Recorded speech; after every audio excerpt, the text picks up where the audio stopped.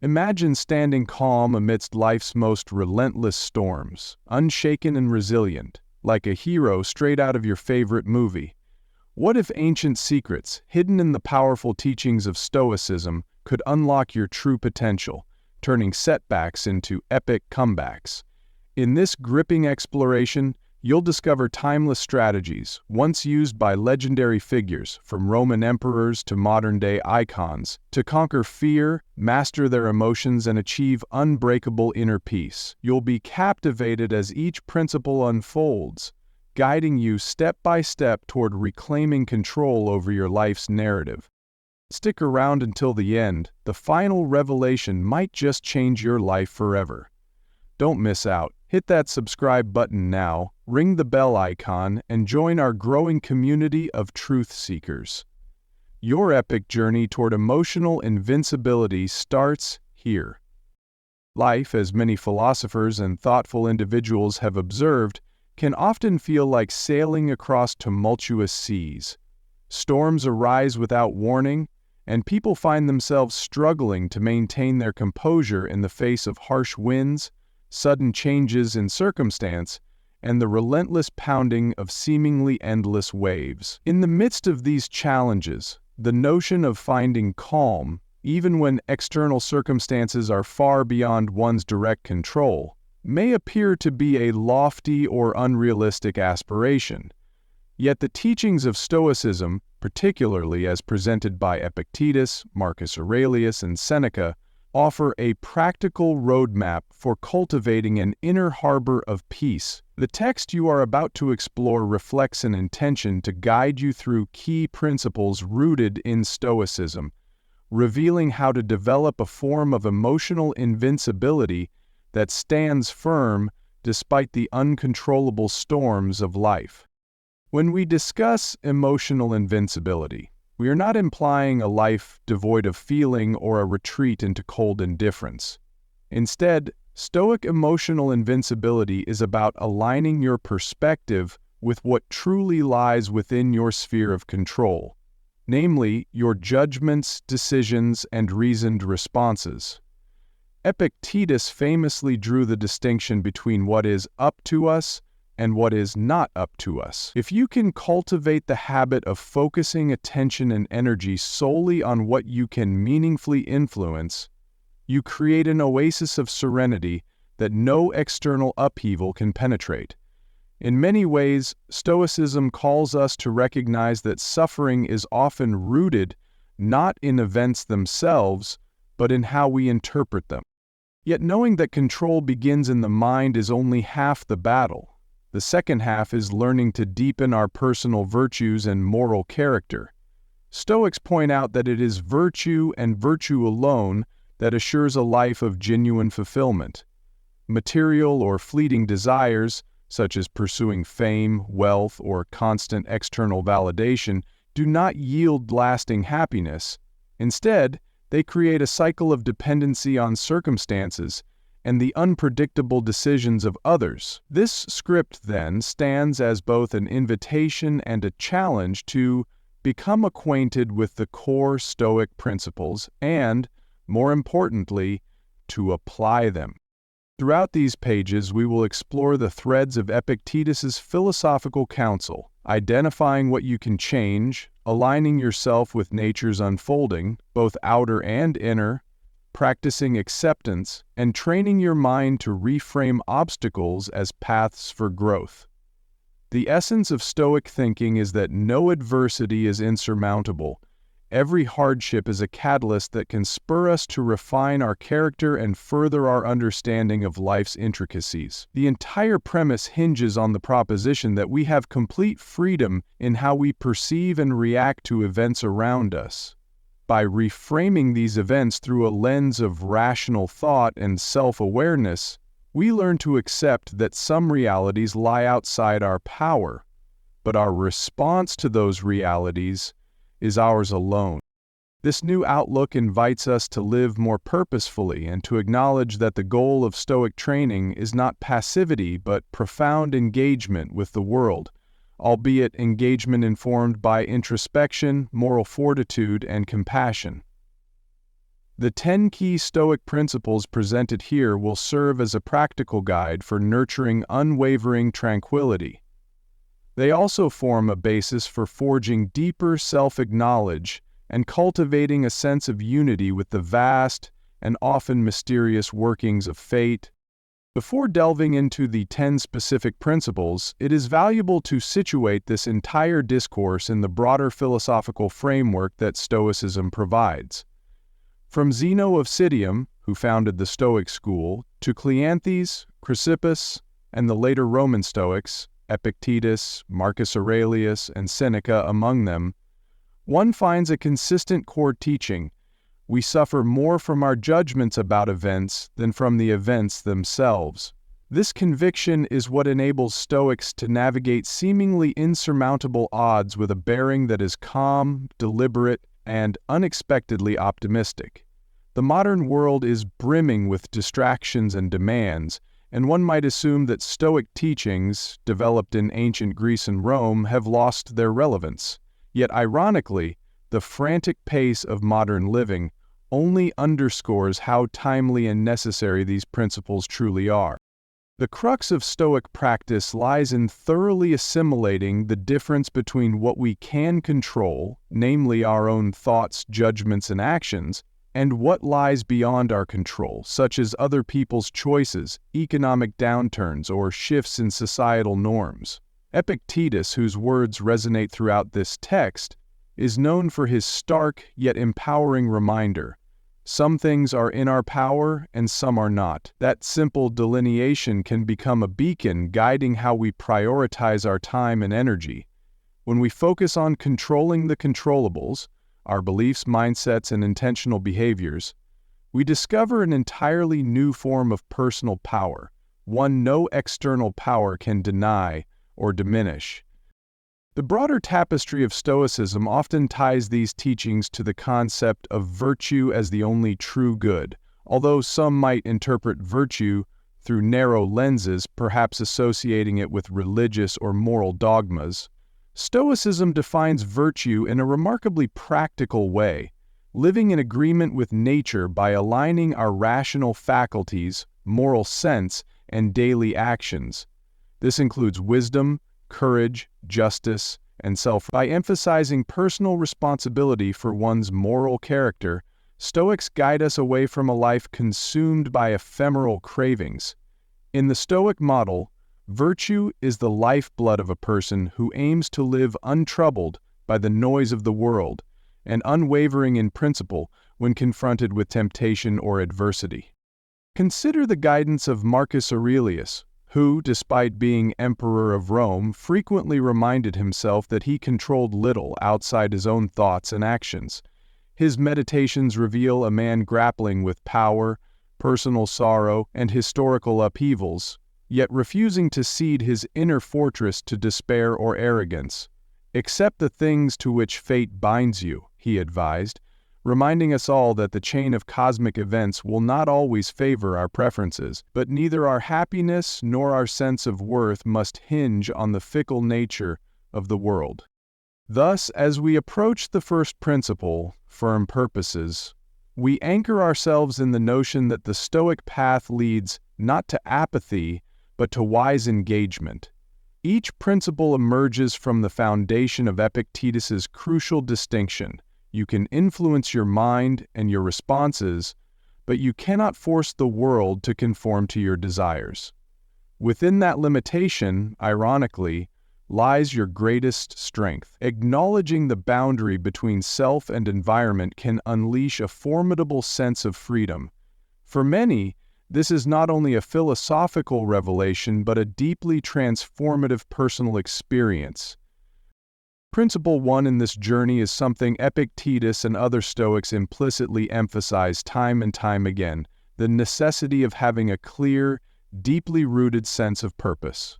Epictetus claimed, "Difficulties show a person's character," indicating that the real crucible of virtue emerges in the face of trials.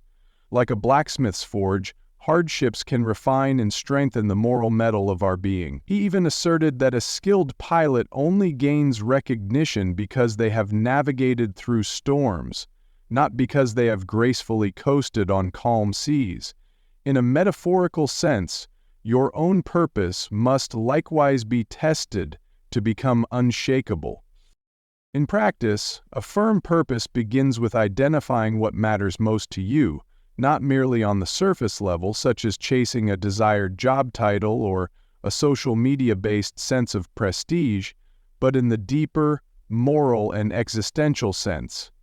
It often involves pinpointing the values that guide your ethical choices, whether that is honesty, compassion, courage, diligence, or devotion to family and community. When you carry these priorities within, like an unquenchable flame, the chaos of the world diminishes in significance.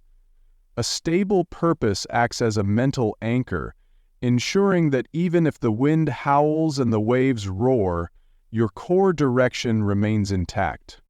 Seneca contributed a parallel perspective when he wrote, "If one does not know to which port one is sailing, no wind is favorable." The significance of this observation is timeless. Without purposeful aims, any distraction or difficulty can knock you off course. Conversely, if you have a precise sense of your port, even the most daunting trials become navigable. Hence, Stoics would argue that it's not the removal of obstacles that guarantees a good life, but rather the unwavering commitment to one's purpose that transforms obstacles into stepping stones. Your intention and willpower shape how you perceive every twist or turn in your journey, transmuting potential disruptions into catalysts for self-growth. Importantly, it is through repeated, diligent efforts that purpose becomes etched into your daily life.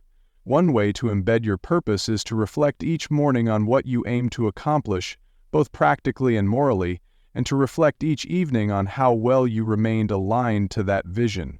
Some keep a journal to track decisions that deviated from their guiding ideals, not for self-condemnation, but for constructive self-awareness. Over time, these small but persistent introspective practices infuse your actions with a consistent direction.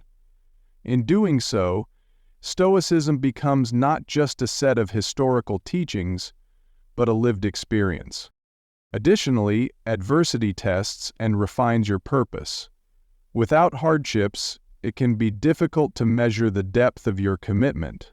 When Epictetus mentions that skillful pilots gain their reputation from storms, he highlights the idea that it is precisely in challenging situations, loss of status, financial troubles, interpersonal conflicts, unexpected health issues, where one's firm sense of direction plays the most transformative role. Stepping away from immediate panic, you can ask, is my purpose worthy enough to endure this ordeal? If the answer is yes, the difficulty becomes more tolerable because you see it as part of your broader quest to embody virtue and resilience. This underscores the Stoic idea that adversity can in fact be beneficial if approached as an opportunity to fortify your soul.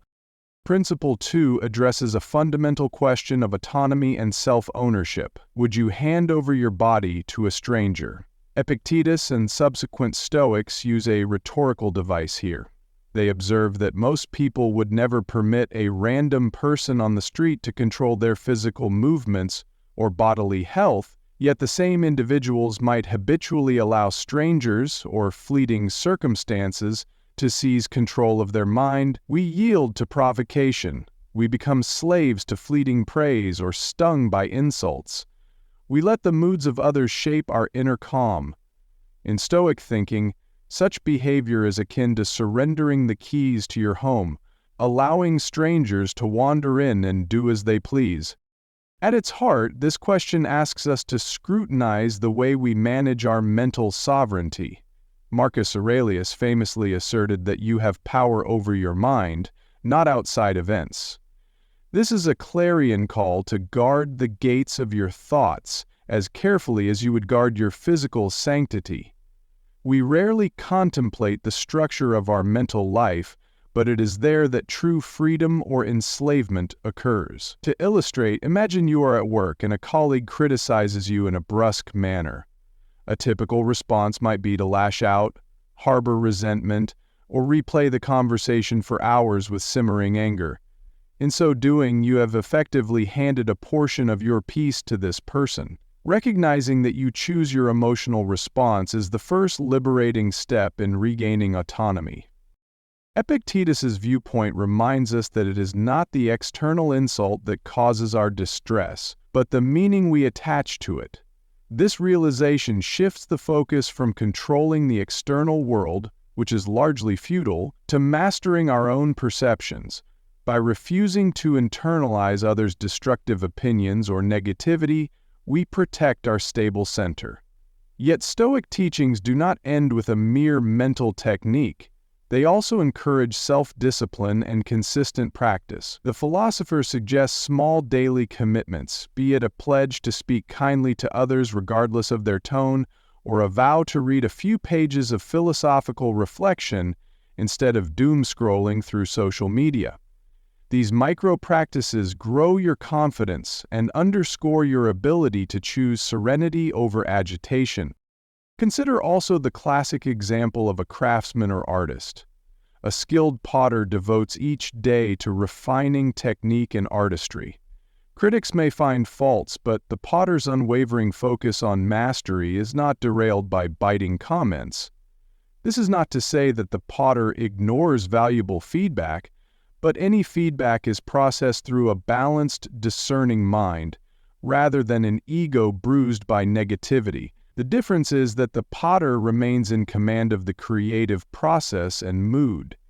This metaphor extends to our daily tasks. From cooking a meal to finishing a work project, the question becomes whether we allow external judgments to infiltrate our mental domain, or whether we build the mental shield that acknowledges feedback while retaining self-possession. Ultimately, this principle urges us to remember that emotional freedom is a choice, one that can be nurtured through vigilance and practice. When you realize how often you unconsciously permit others to shape your inner climate, you begin to see the unguarded doorways to your peace. And when you close those doorways, you experience a liberation that Stoics describe as being master of yourself. That is where real power and unshakable contentment lie. Principle 3 tackles one of life's most common irritants, the experience of someone speaking ill of you. Most of us at some point struggle with rumors, slander, or the frustration of feeling misjudged.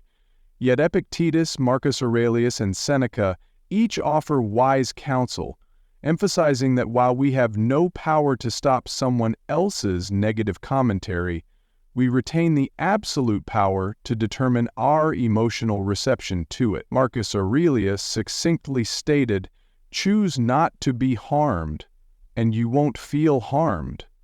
Don't feel harmed, and you haven't been." This is both simple and deeply profound, reminding us that when we do not grant negativity a foothold in our psyche, it loses its sting. Stoics approach slander with a blend of self-awareness and humility. First, self-awareness means having a clear sense of who you are, including your principles, intentions, and genuine flaws. If the criticism is baseless, recognizing that it is rooted in misunderstanding or malice can help you let it pass without unleashing a torrent of distress. On the other hand, if the negative words highlight a real shortcoming, a Stoic sees an opportunity to learn and improve. It is precisely this nuance, knowing yourself well enough to discern baseless attacks from legitimate critiques, that allows Stoics to remain calm and unruffled.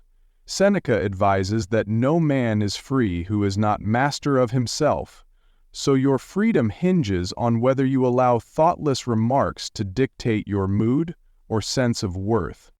Consider this everyday scenario. A colleague spreads a rumor that you are somehow incompetent. Such a statement can spark anger or shame if you interpret it to mean that your career or reputation is at risk. However, the Stoic response would be to pause, to reflect. Is there any truth in this criticism? If yes, perhaps the rumor is an indication of an area needing improvement. If no, then the rumor is more a reflection of the colleague's pettiness than of your worth. In either case, you remain the self-aware observer who chooses a response guided by rational judgment, not impulsive defensiveness or wounded pride. Over time, this calm, measured approach can diffuse negativity, as others see you will not be easily provoked by slander. Furthermore, Stoicism extends this lesson beyond just interpersonal conflicts. Epictetus argued that in any sphere, be it public speaking, online social networks, or close relationships, people will voice opinions. You cannot silence them, nor should you necessarily wish to. Instead, you cultivate an inner fortress of clarity regarding your motives and principles. This fortress includes patience and gentleness, virtues that help sustain a good relationship, even with someone who misunderstands you. This does not imply that you must remain passive if genuine harm is being done, but it emphasizes that your first stance is an inner composure. Once your emotional reactivity is tempered, you are free to choose a constructive external action, whether that be clarifying the misunderstanding, disengaging, or reasserting boundaries. Ultimately, the hallmark of a free individual is the ability to endure negative words without internalizing their poison. Marcus Aurelius echoes this perspective when he says, "Reject your sense of injury and the injury itself disappears." This is not a denial of reality, but an assertion that our mental processes define how events affect us. Cultivating that perspective transforms each disagreement or insult into an opportunity for self-mastery. By sharing your own stories, your victories, and lessons learned in handling criticism, you can not only fortify your own Stoic practice, but also encourage others to remain steadfast in the face of unkind words.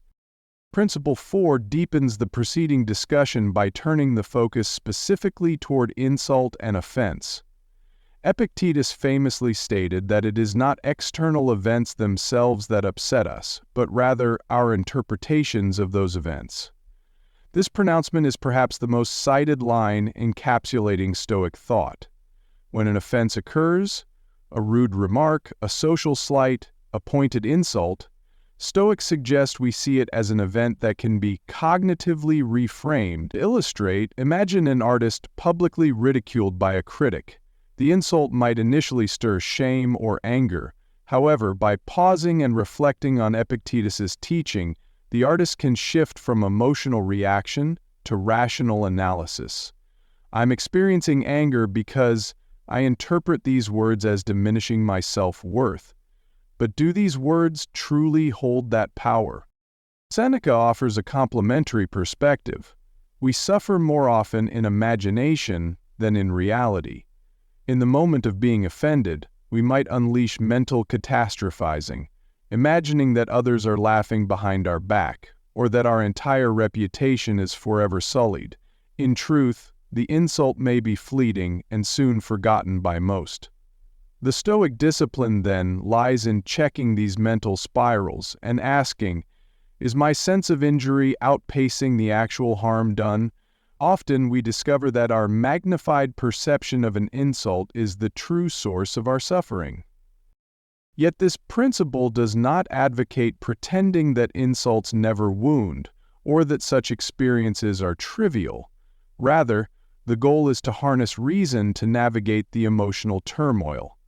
If the insult stems from a misunderstanding, a Stoic might calmly clarify the error or respond with humility and kindness, thereby turning a hostile encounter into a moment of potential connection or growth. If the insult is malicious, a Stoic might choose silence or a dignified response that preserves self-respect without fueling the flames. Marcus Aurelius eloquently reflected this approach, saying, "The impediment to action advances action. What stands in the way becomes the way." In other words, the very offense can become a catalyst for practicing emotional composure and moral virtue. Another layer to Epictetus's counsel is the idea that an insult often reveals more about the insulter than the insulted. If someone consistently hurls offensive remarks, It reflects their inner turmoil or worldview. Understanding this can foster empathy rather than anger. You might see the offender as someone grappling with their frustrations or insecurities, and therefore less deserving of your resentment than of your pity or composed indifference. Maintaining such a perspective spares you from losing peace over another's negativity. On a practical note, daily life provides many opportunities to apply this principle. From reading disparaging comments online to overhearing someone belittling your work at an office gathering, you have repeated chances to practice reframing. Initially, the process might be challenging. Humans are by nature sensitive to social cues and criticisms, but with intention and consistent effort, you can gradually train yourself to pause before reacting, letting the spark of an offense fizzle out before it ignites a full emotional blaze. Each small victory in this regard builds self-trust, proving to your mind that you hold the reins of your reactions. In a deeper sense, the Stoic way of handling insults fosters the stable serenity Epictetus extols. It teaches that your worth does not hinge on external validation or condemnation. You still care about doing good work, upholding moral conduct, and contributing positively to the world.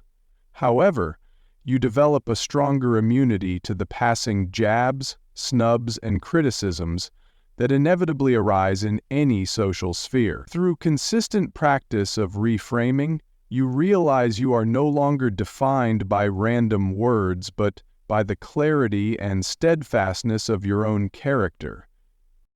With these first four principles, 1. Firm purposes, 2.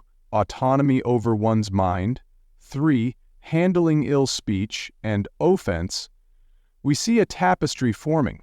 Each principle builds upon the Stoic conviction that external events or people cannot force us to feel or react in a certain way unless we grant them the power to do so. Together, these insights encourage the cultivation of a steady inner compass, one that remains aligned to reason and virtue despite the ever-shifting tides of fortune.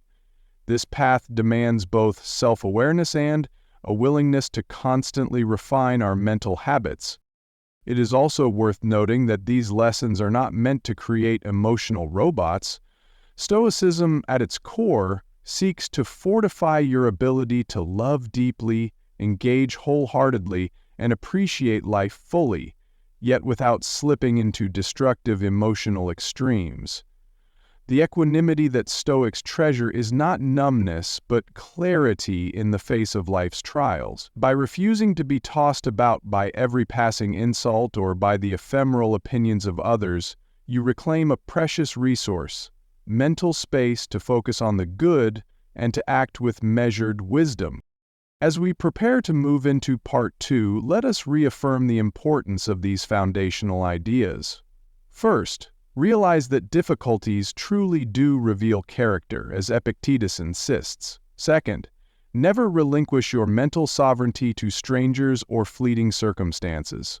Third, remain steadfast when facing negative talk, separating genuine critique from irrelevant chatter, and responding only after thoughtful reflection.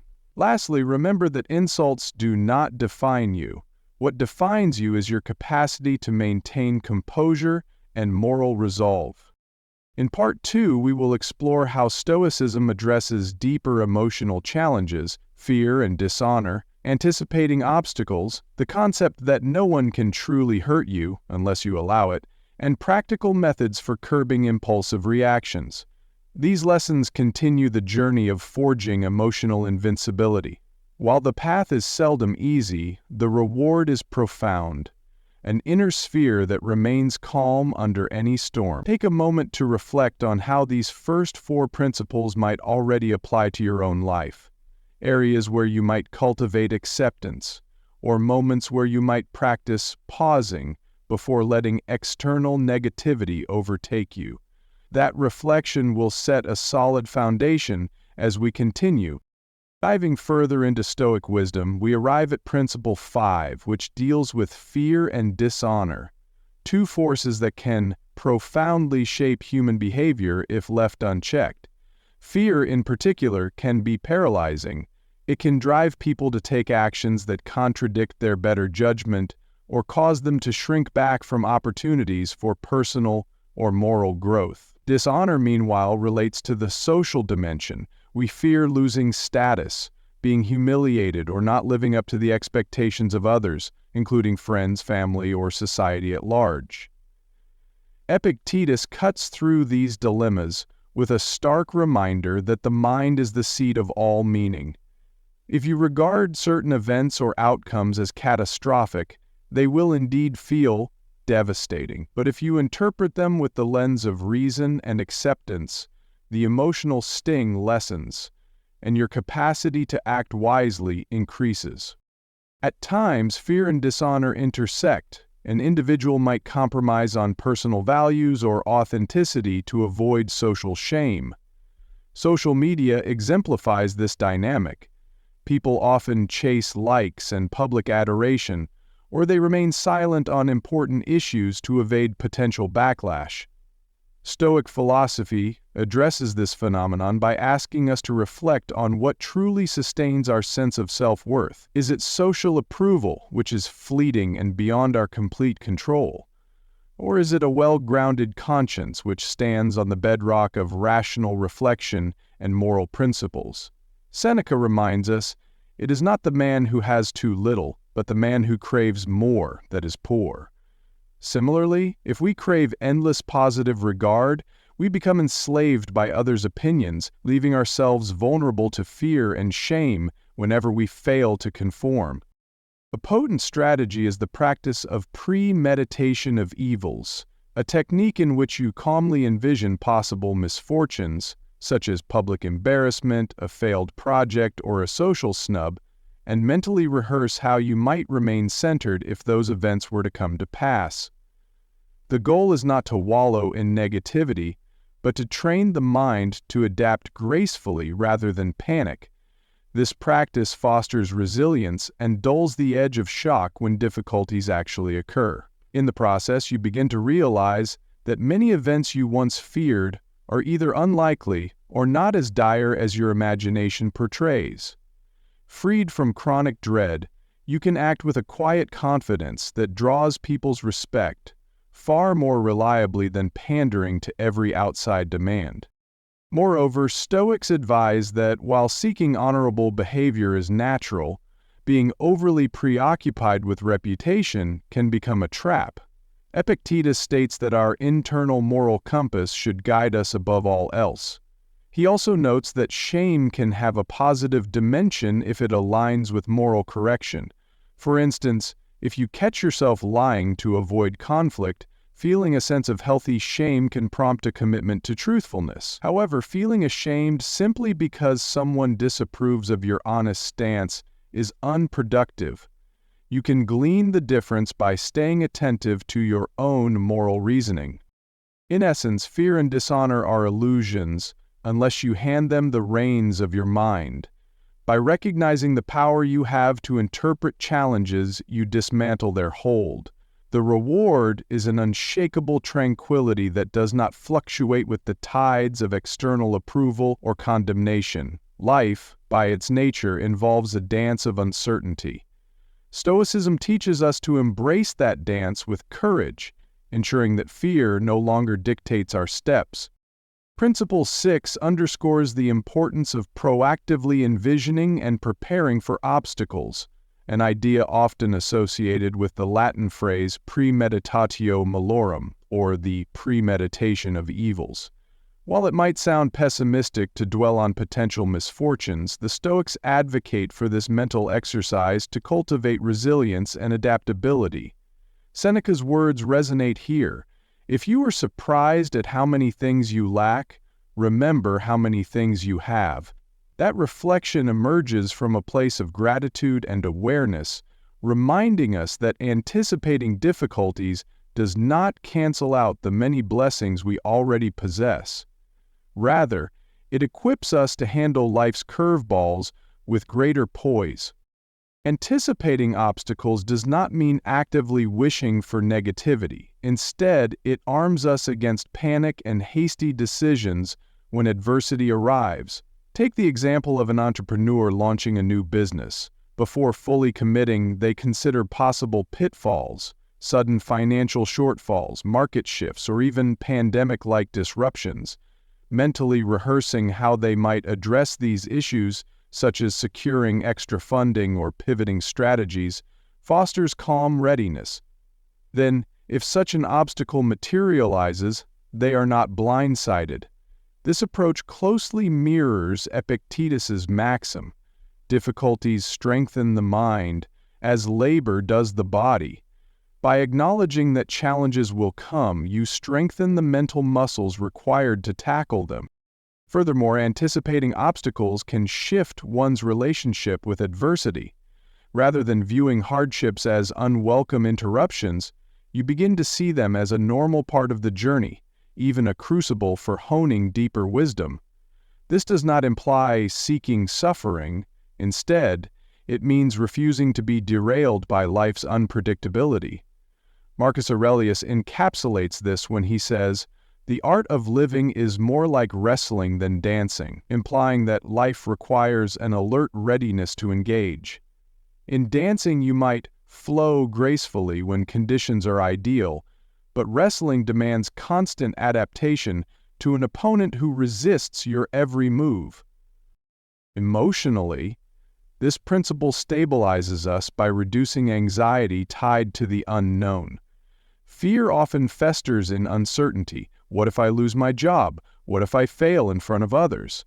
But by acknowledging that job loss or failure could happen, you dismantle its element of surprise. From this vantage point of acceptance, you can rationally plan steps to mitigate risk or to rebound quickly if misfortune strikes. You transform the paralyzing question, "What if?" into a constructive one. If it happens, how will I respond? Another facet of anticipating obstacles is that it aligns seamlessly with the Stoic emphasis on self-control. You cannot govern external forces, be it the economy, others' choices, or random acts of nature, but you can govern how you prepare for them and how you respond in the aftermath. Epictetus insists that within this domain of preparation and response lies our true power. You might say, "I accept that storms are part of the forecast. I will therefore fortify my ship, train my crew, and chart a course with an awareness of potential hazards." That shift in attitude fosters a proactive mindset rather than a passive or fatalistic one. Lastly, practicing the principle of anticipating obstacles encourages humility. It acknowledges that life's complexities exceed your capacity for total control. In doing so, you learn to approach each undertaking with a balanced outlook, hopeful for the best, but prepared for the worst.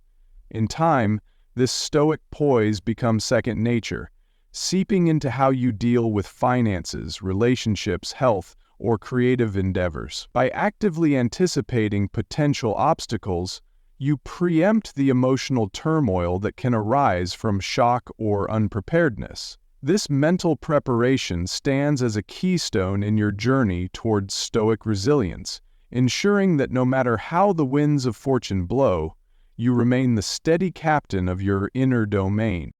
Principle 7 asserts a notion central to Epictetus's framework. No one can truly hurt you unless you allow them to do so. This concept dovetails with the Stoic understanding that our judgments and interpretations form the ultimate gatekeeper of our emotional well-being. Don't consent to be hurt, and you won't be hurt, Epictetus maintains, emphasizing that external harms are incapable of reaching our core unless we open the door. To be sure, the concept can be misunderstood. It does not deny the physical or psychological harm that can be inflicted by malicious individuals or unfortunate circumstances. Rather, it focuses on the deeper layer of emotional and existential injury, our sense of self-worth, peace, and moral orientation. If, for example, someone betrays you, You may feel intense sorrow and disappointment. Stoics do not dismiss these emotions, but suggest that how long you dwell in torment, and whether this event undermines your entire identity, remains within your power. Through self-reflection, you can glean lessons from betrayal about human nature, boundaries, or the importance of prudence, without succumbing to bitterness that poisons your future interactions. Furthermore, the statement, "no one can hurt you unless you let them," counters a victim mentality. If you adopt the belief that your emotional life is shaped by the whims of others, you relinquish personal agency. Stoicism asserts the opposite, that you can decide in each instance whether an external blow will define or derail you.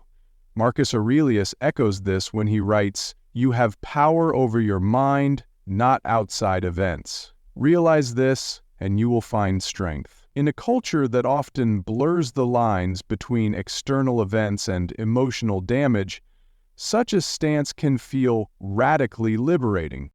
Let's consider a practical example. Assume a close friend harshly criticizes your life choices, calling them naive and doomed to fail. You might initially feel hurt, but if you scrutinize the situation through a Stoic lens, you might see that your friend is projecting their own fears.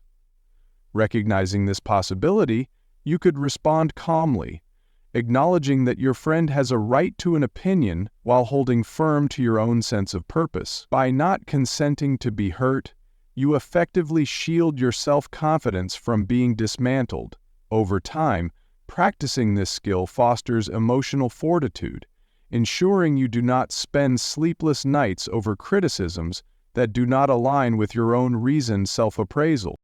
Importantly, Stoic teachings do not advise ignoring genuine threats to your safety or well-being. If someone's actions threaten your physical health or that of your loved ones, responding with necessary protective measures is crucial. But even in such scenarios, the key lies in addressing the threat with a level-headed approach rather than a frenzy of panic. Freedom, as Epictetus stressed, is not procured by a full enjoyment of what is desired, but by controlling the desire. The principle here is that your internal world remains inviolate so long as you do not surrender it. To apply this principle consistently, cultivate mindfulness of your internal reactions. The moment you sense anger, fear, or resentment sparking, pause to question, "Am I letting this external situation define me?" This question recenters your awareness on the fact that your emotional state remains your choice. Over time, you become less reactive, more deliberate, and better equipped to handle both minor slights and major affronts with the composure Stoicism prizes. Epictetus would regard this composure as a hallmark of true freedom, for no matter how destructive someone else's intentions may be, they cannot enslave your spirit. Principle 8 in Epictetus's Stoic canon teaches the strategic suppression or restraint of impulsive actions, an indispensable skill in maintaining self-mastery. When Epictetus declares that no man is free who is not master of himself, he underscores the reality that a person governed by their impulses, whims, or fleeting emotional states is in a perpetual state of inner bondage. Conversely, an individual who pauses, reflects, and then chooses a response guided by reason exemplifies the freedom and resilience that Stoics aspire to cultivate. Picture a situation at work. Your boss unexpectedly lashes out at you in a team meeting, attributing blame for a project's delay. The natural impulse could be to retaliate verbally or sink into an inner fury. Stoicism invites a different approach. Take a mental step back. Instead of reacting from raw emotion, ask, "Is this outburst wholly deserved?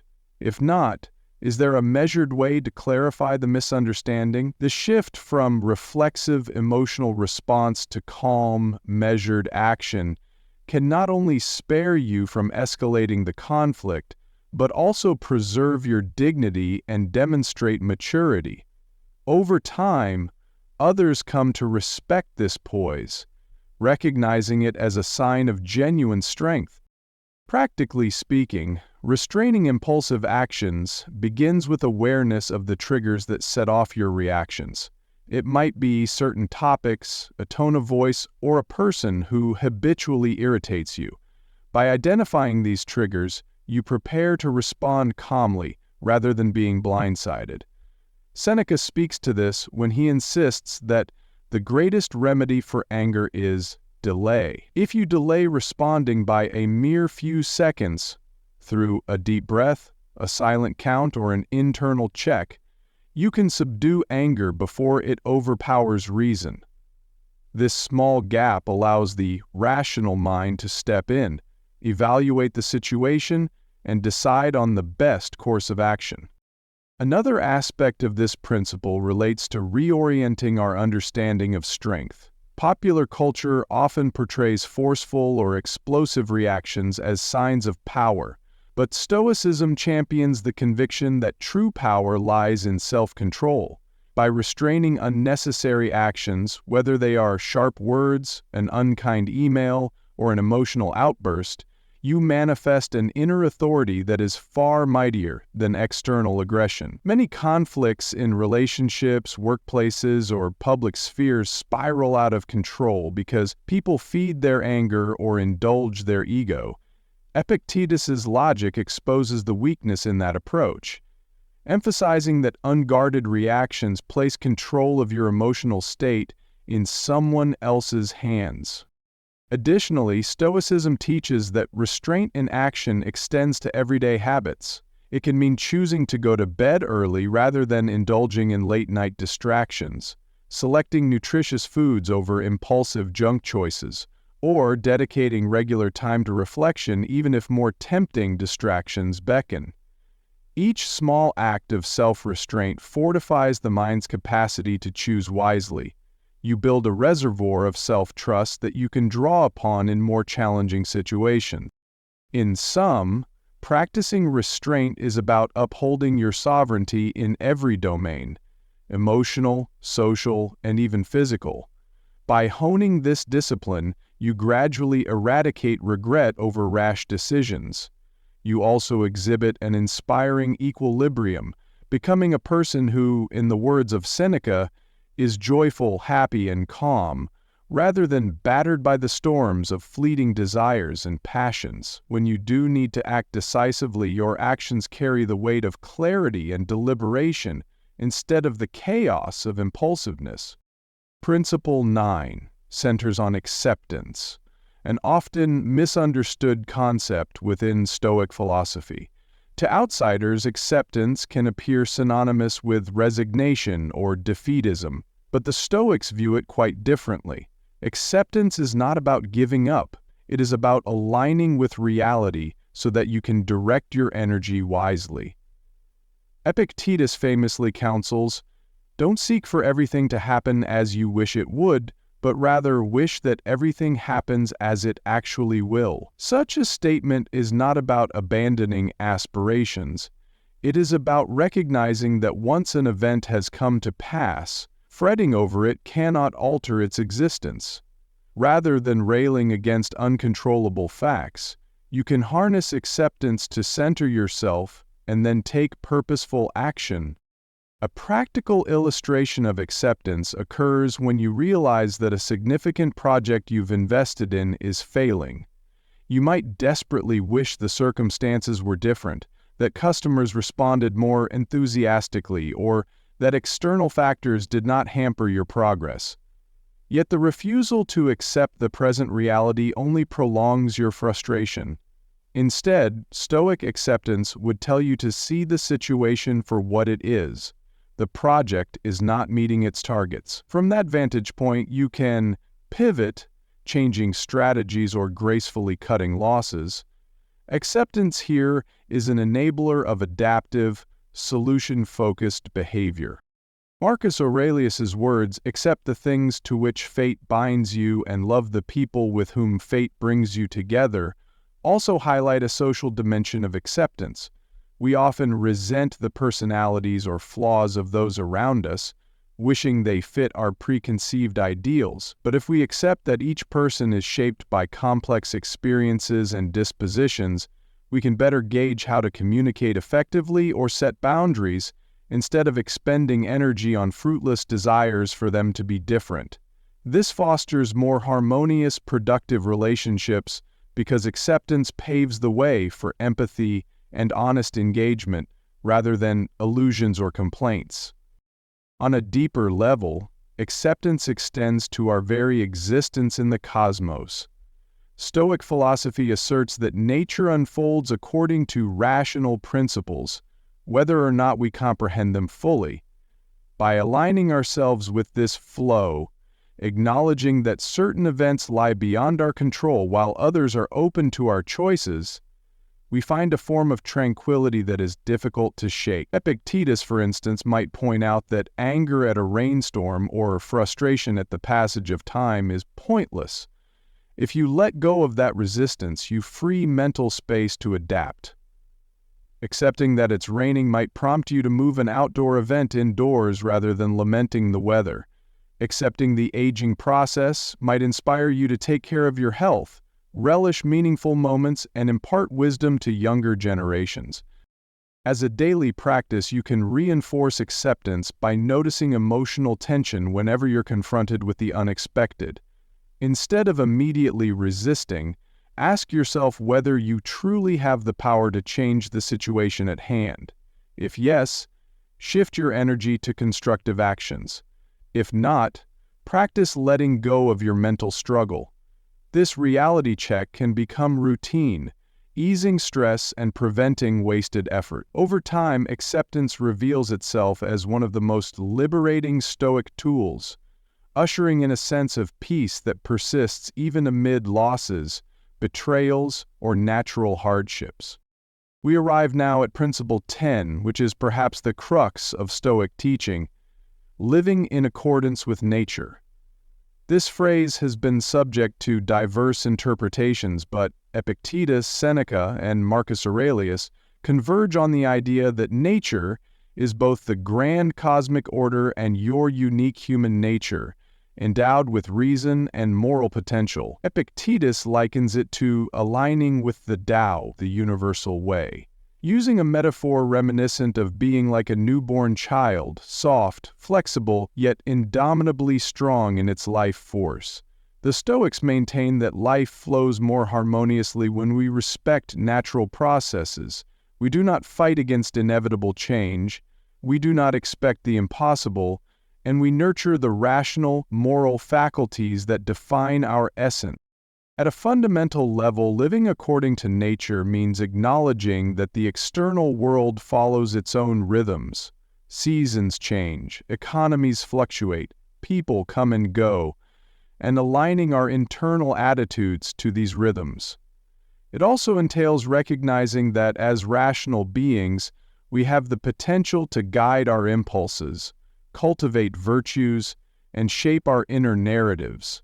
Marcus Aurelius exhorts, "Accept the things to which fate binds you, and love the people with whom fate brings you together," urging us to see ourselves as integral parts of a cosmic tapestry.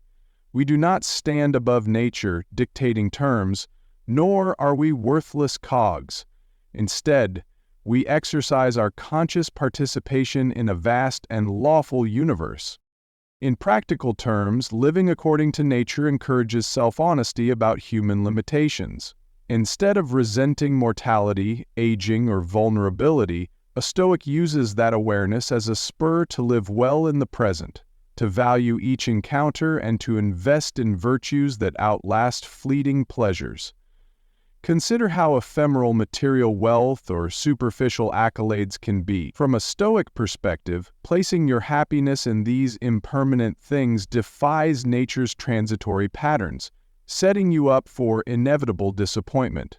By contrast, rooting your well-being in virtue, self-awareness, and purposeful action resonates with the steady hum of existence itself.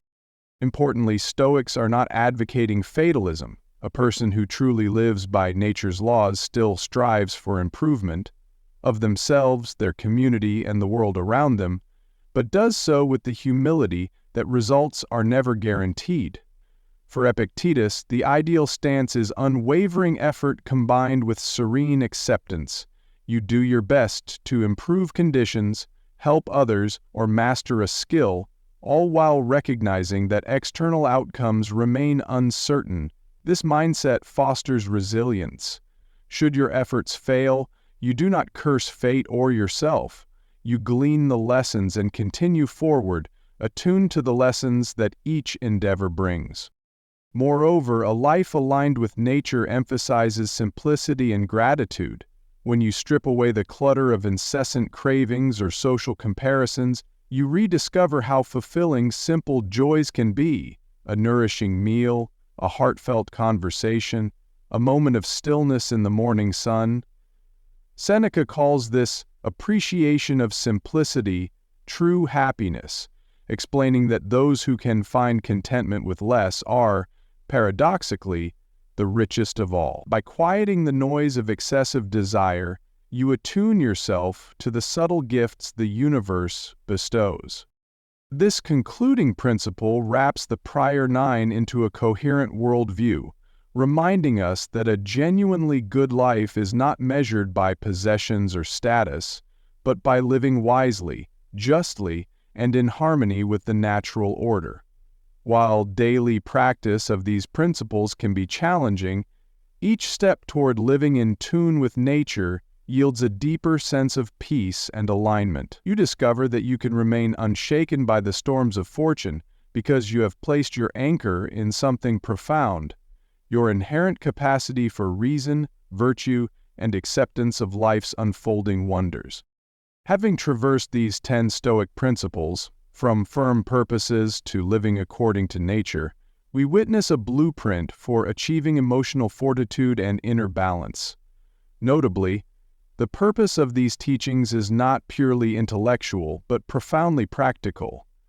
Epictetus, in particular, viewed philosophy as a means of curing the soul, akin to how medicine cures the body. Each principle, when embodied, shields your inner sanctuary from the incessant barrage of external upheavals, whether they be personal insults, unexpected failures, or shifts in societal tides. Yet the journey does not end here. Self-transformation is continuous, and the real test of Stoic wisdom lies in everyday living. It is in small moments, such as pausing before retorting to harsh words, embracing a setback as a stepping stone, or taking a few calm breaths in traffic, that these truths anchor themselves in your being. As you grow in your Stoic practice, you might find yourself becoming less reactive and more reflective, less anxious about unpredictable outcomes, and more centered in the satisfaction of living ethically. This process is akin to forging a sword, bit by bit through repeated cycles of heating and hammering. Each principle is a strike that shapes your character. We now stand at a pivot point where you can integrate these teachings more deeply. In Part 3, we'll explore the overarching conclusion: extending invitations for reflection and community engagement. Stoicism, after all, flourishes not only in solitary meditation, but through dialogue and shared insight. Many of the ancient Stoics themselves engaged in lively debates and cultivated friendships that reinforced their practice. You are invited to carry the conversation forward by leaving a comment, questioning certain points, or sharing personal anecdotes. As you do so, you contribute to the living tradition of Stoicism, ensuring that its benefits are not limited to the pages of dusty tomes, but flourish in the hearts of real people navigating modern life. Feel free to pause here and reflect. Which principle resonates most powerfully with your current challenges? Do you find the concept of mental autonomy liberating or daunting? Are you practicing acceptance of uncontrollable events, or do you still find yourself wrestling with frustration and denial? By discerning where you stand, you gain clarity on the next steps to evolve your Stoic practice. After all, philosophy is not a spectator sport. It demands active participation. As you prepare to move into Part 3, know that each principle is a seed, With the right attention, these seeds can blossom into genuine resilience, transforming not only how you handle adversity, but how you experience the beauty of life as well. As we enter the final segment of our exploration of Epictetus's teachings and the 10 Stoic principles, it is helpful to revisit the philosophical bedrock we have built thus far. At its core, Stoicism revolves around two intersecting ideas: the distinction between what lies within our power, our mind, judgments, and decisions, and what lies beyond it, other people's actions, random events, the ebb and flow of nature. From this vantage point grows a profound sense of autonomy. You may not be able to orchestrate the happenings of the world, but you can always orchestrate your interpretation of and response to them. This sense of autonomy nurtures the capacity for unwavering calm. A calm that is not born of apathy, but from the assurance that you remain the final arbiter of your emotional and mental state. Far from making Stoics unfeeling, it frees them to practice compassion and engage with life's joys and sorrows without fear of being shattered by disappointment or adversity.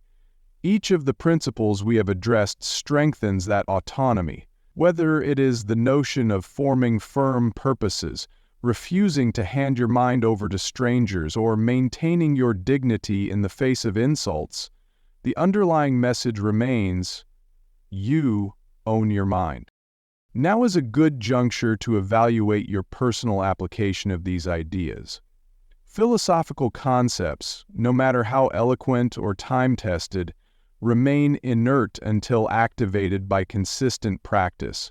Perhaps you are finding success with certain principles, like anticipating obstacles or accepting situations beyond your control, but still grapple with the fear of public perception or the sting of harsh criticism. That tension is perfectly normal, as we are all in the process of learning. Epictetus would likely commend any earnest effort to apply these insights, reminding us that the path to mastery is paved with incremental progress. Moreover, it can be enlightening to note how these Stoic tools might enhance other areas of life. For instance, if you have a mindfulness or meditation routine, you may seamlessly incorporate Stoic reflection into those moments of stillness. Imagine dedicating the last 5 minutes of each meditation session to reviewing your day, analyzing whether you succumbed to frustration or maintained your emotional sovereignty. This synergy between Stoicism and contemporary practices like mindfulness or cognitive behavioral techniques underscores the adaptability of Epictetus's ideas. Though centuries old, they mesh well with modern psychological approaches. Finally, keep in mind that self-assessment is less about judgment and more about honest discernment. When you identify patterns, maybe chronic worry, impulsive outbursts, or an attachment to outside validation, you can begin to unravel them gently, substituting them with new habits. In the next paragraphs, we will reflect on how these principles unify into an overarching perspective, offering guidance on how to sustain and deepen your Stoic practice in the long haul. Should you stumble on the way, remember that each perceived setback is also a scenario for applying Stoic resilience, reminding you to see challenges as stepping stones for growth rather than immovable barriers. One of the most appealing features of Stoicism, and particularly Epictetus's brand of it, is its direct applicability to everyday life. Stoicism is less about abstract metaphysics and more about cultivating equanimity amidst real-world pressures. In the daily hustle, be it juggling familial responsibilities, work deadlines, financial planning, or maintaining relationships, the mental posture taught by Epictetus offers a grounding force. By methodically identifying what is and is not under your control, you free up mental bandwidth. Energy that once went into worrying or fretting over impossible tasks is instead redirected into constructive action and self-refinement. Consider how this dynamic may play out in a typical day. You wake up and, in the Stoic spirit, you briefly contemplate the possibility that the day may bring unforeseen challenges. heavy traffic, a quarrel with a loved one, technological breakdowns, or a missed opportunity. By doing so, you do not gloomily dwell on these obstacles, but you steel your mindset against panic or frustration should they arise. When traffic indeed appears to be horrendous, you respond with a calm acceptance, arriving late without internal turmoil. You recognize that no amount of anger can dissipate the congestion on the road. Instead, you might use that extra time to enjoy an audio course, reflect on your priorities, or practice deep breathing. Such seemingly small shifts in perspective can ripple throughout your day, greatly reducing stress. Epictetus would frame this as virtue in action, because virtue is not limited to grand moral deeds, but extends to the minute details of how you govern your reactions. This perspective also transforms how you interact with others. A coworker's bad mood no longer automatically spoils your own. A friend's harsh or critical tone might be met with patience and understanding rather than a reactive counterattack. Over time, you become a pillar of calm in various social circles, which can have a transformative effect not only on your own emotional health, but on group dynamics. People may trust you more, seeing that you remain level-headed and respectful under stress. Importantly, Stoicism does not require you to adopt an attitude of emotional suppression or to withdraw from life's richness. Marcus Aurelius, who governed a sprawling empire while facing warfare and personal loss, wrote of the joy he found in simple acts, like studying nature or cherishing loyal friendships. Stoics merely strive to prevent their emotional engagement from tipping into chaos, rather than eliminating feeling altogether. As you apply this approach, you might find that you become more keenly aware of life's subtler pleasures. When not consumed by worry or emotional storms, you can savor the present moment, like the warmth of the sun on your face, the taste of a home-cooked meal, or the quiet contentment of reading a well-crafted book. In this manner, Stoicism becomes an art of living that seamlessly complements any lifestyle or profession. Whether you are an artist, engineer, teacher, parent, or student, the steady discipline of focusing on your thoughts and your moral character remains relevant. It is that universality, perhaps, that has kept Stoicism alive across the millennia, continually reinterpreted to suit the evolving fabric of civilization. Each generation rediscovers Epictetus, Seneca, and Marcus Aurelius, finding their words startlingly contemporary, like old friends who remind you that you possess a deep well of inner strength, even when the world around you appears to be in disarray. Although Stoicism often emphasizes personal responsibility, it also acknowledges the social dimension of human life. We are not hermits existing in a vacuum.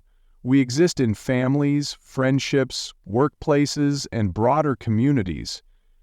Epictetus, Marcus Aurelius, and Seneca all recognize that we fulfill part of our duty by contributing to society and by fostering bonds that elevate mutual understanding and virtue. This aspect, though understated in some interpretations, underscores that Stoic teachings flourish in communal settings where people can discuss, challenge, and reinforce each other's growth. Think about the potential synergy when a group of people commits to living by Stoic principles. In a workplace, for instance, colleagues who practice emotional restraint, who proactively anticipate setbacks, and who strive to respond rather than react, can build a culture of respect and innovation. Meetings become less about ego posturing and more about constructive problem-solving. A family that values acceptance over blame can navigate conflicts with understanding, creating a supportive home environment where each member grows in self-awareness. In friendships, individuals who follow Stoicism refrain from gossip and backbiting, focusing instead on mutual betterment and honest dialogue. Ancient Stoic schools, akin to modern discussion groups or online communities, served as hubs for teaching, debate, and companionship in the philosophical pursuit. Today, Digital platforms allow Stoic practitioners worldwide to share insights and hold each other accountable to daily practices. Journaling, reflection, or analyzing emotional triggers. Epictetus's spirit comes alive in these virtual gatherings when someone confesses a lapse in self-control and others offer empathetic but firm guidance rooted in Stoic wisdom. This synergy can accelerate personal growth as you learn from others' experiences and glean fresh angles on classical teachings. Additionally, communal reflection can deepen your understanding of any principle. For example, if you struggle with the concept of acceptance, discussing real scenarios with friends or a mentor can clarify how to find the line between accepting unchangeable situations and taking initiative when change is possible. Hearing how different personalities interpret and apply the same principle can spark new insights. The friction of multiple viewpoints refines your grasp of Stoic concepts, much like iron sharpening iron.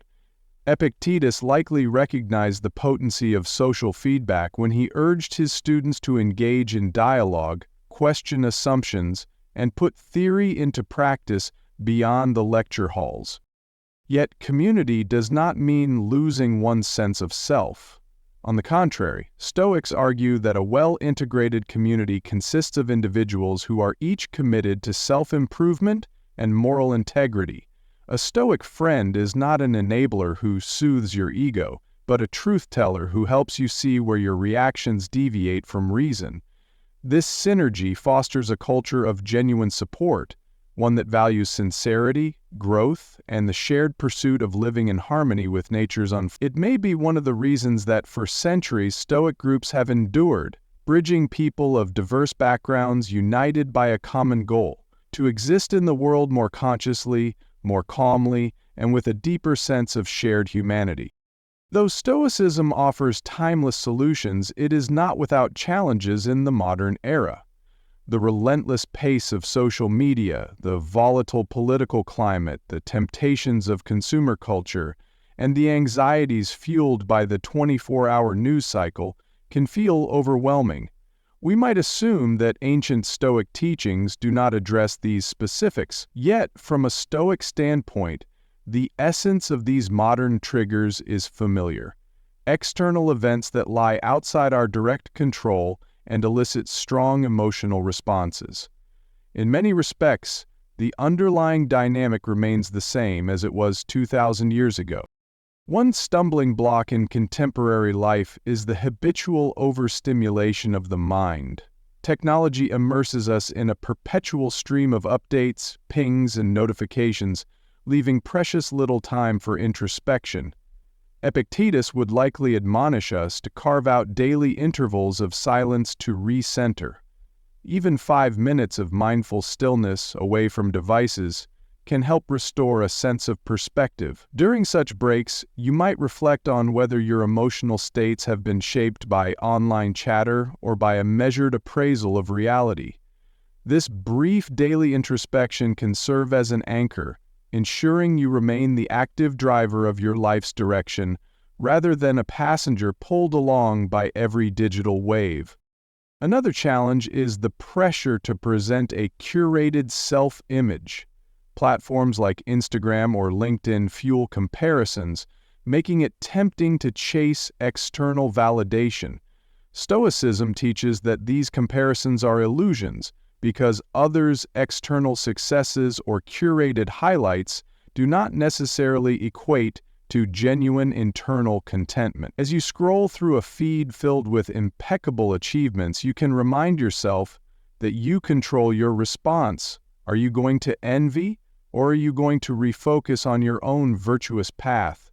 Marcus Aurelius might ask, "What use is it to me if others are praised? I have my own pursuit of the good." Moreover, the fear of public opinion persists strongly in our connected world. A critical comment or a social media argument can spiral into a day-ruining event if we let it. Stoic practice would be to carefully assess whether that comment impacts your pursuit of virtue or if it's merely a superficial jab unworthy of emotional investment. Seneca's logic: we suffer more often in imagination than in reality, applies perfectly here. By rationally dissecting the situation, you might see that the negative remark has no real bearing on your character or capabilities. Such an approach can defuse the emotional reaction and protect your inner tranquility. The final major challenge is the modern culture's prioritization of instant gratification. Many consumer technologies thrive on feeding impulsivity. Buy now, pay later, binge watch the entire season, swipe for a quick match.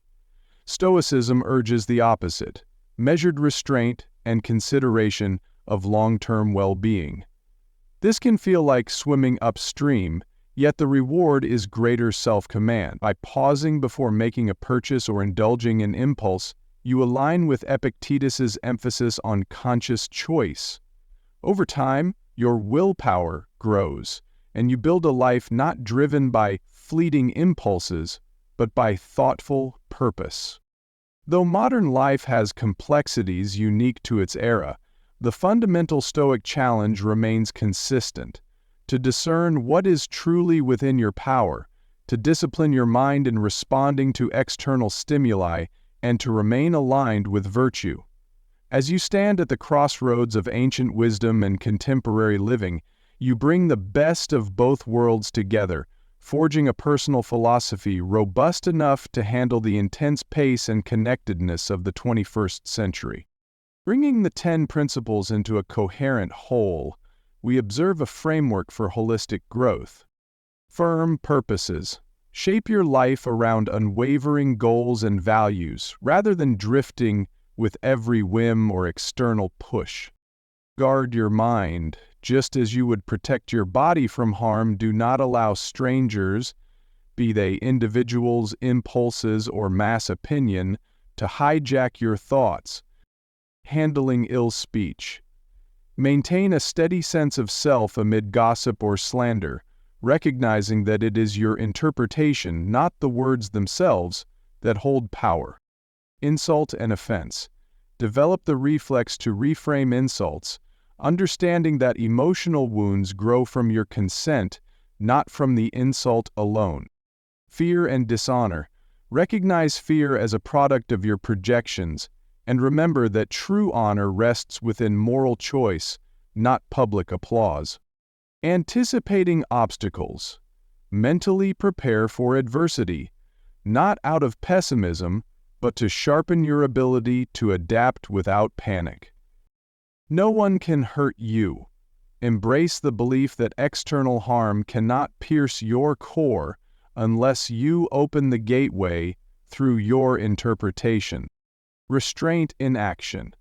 Master your impulses to avoid regretful words or deeds, exhibiting poise and inner authority. The power of acceptance. Align with reality as it is, focusing energy on constructive responses instead of unproductive resistance. Living according to nature, harmonize with the flow of existence, cosmic, societal, and personal, by embracing rationality, virtue, and humility. When fully internalized, these 10 principles complement each other, forming a united philosophical stance. By clarifying what you can and cannot control, you reduce anxiety. By restraining impulsive reactions, you handle unexpected events with calm deliberation. By accepting reality's natural ebb and flow, you avoid the suffering of clinging to what must inevitably change. Finally, by staying anchored in firm purposes and self-awareness, you manifest the full dignity of being a rational, moral agent. Yet this synergy does not happen overnight. It requires dedicated practice, journaling to track progress, meditating on these principles, pausing before reacting, and possibly joining study groups or online forums. Each principle offers a different facet of the path to mental freedom, but together they construct a fortress of resilience that endures beyond immediate tests. The payoff is substantial. Relationships become richer, stress levels diminish, and an underlying sense of contentment arises. You find that life's stumbles no longer herald despair. Instead, they become stepping stones toward ever deeper wisdom.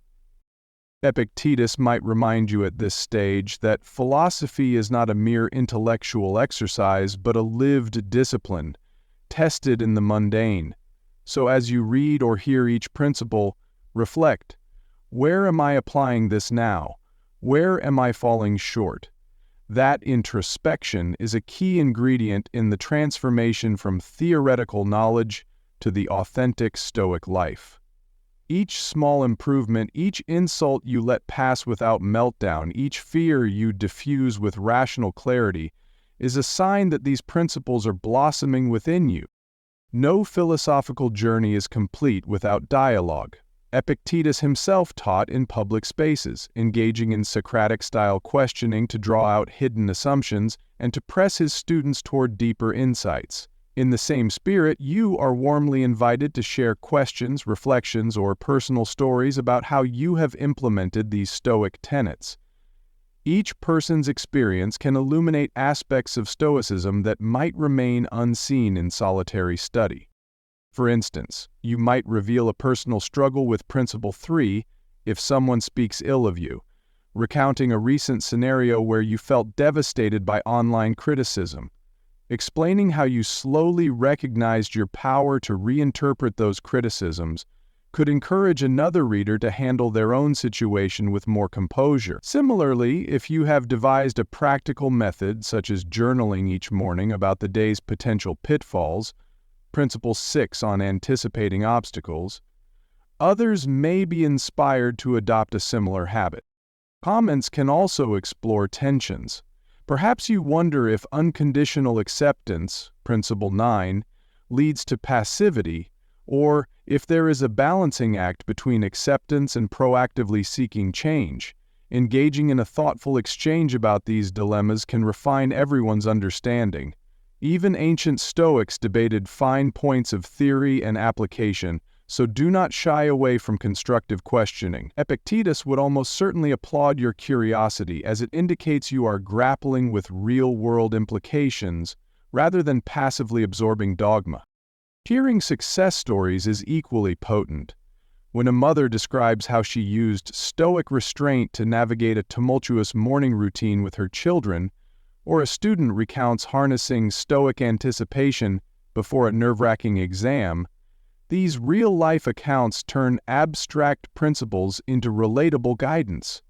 In those moments, Stoicism steps off the grand historical stage of philosophical treatises and enters the realm of practical living, affirming its parentage by speaking up, whether to share, question, or encourage. You become part of a living philosophical community. Each voice adds to the collective tapestry of wisdom, ensuring that Epictetus's teachings remain active and evolving.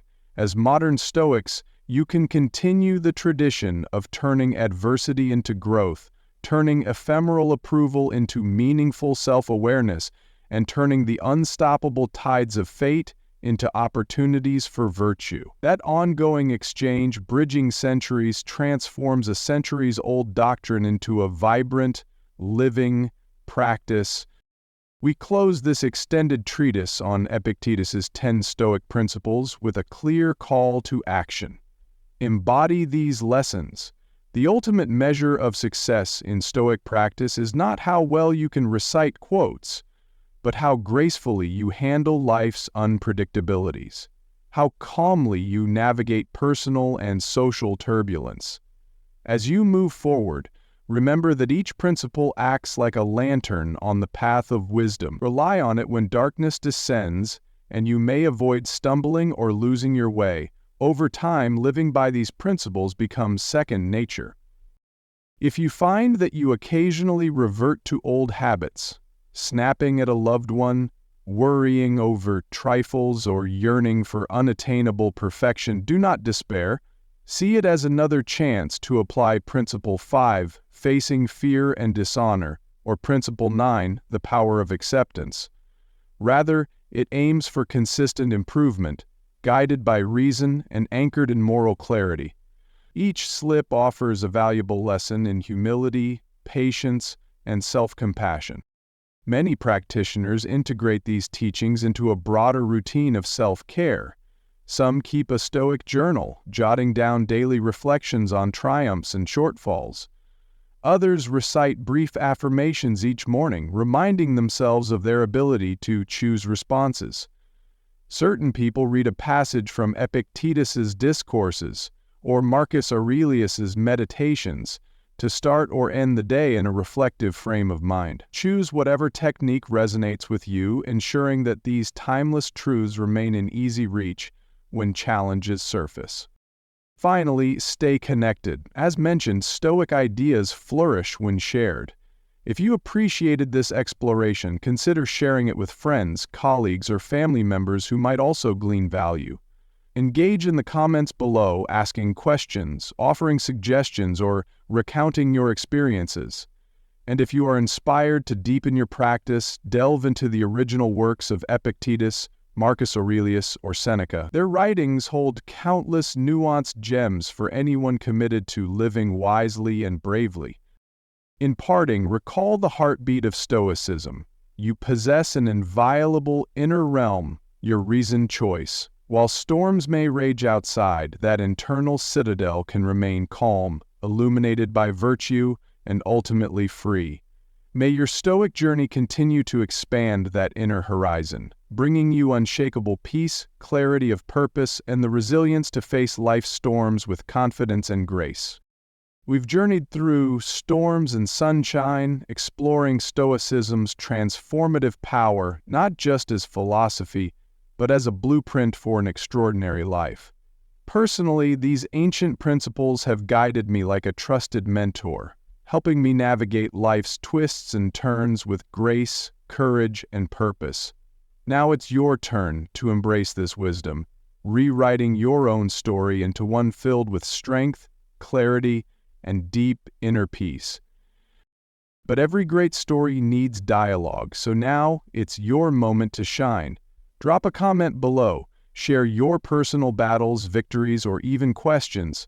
Let's build a powerful conversation around growth, resilience, and the timeless pursuit of happiness. Together, we're creating a thriving community united by wisdom, courage, and unstoppable authenticity. Subscribe to join us in scripting a brighter, fearless future, one Stoic principle at a time.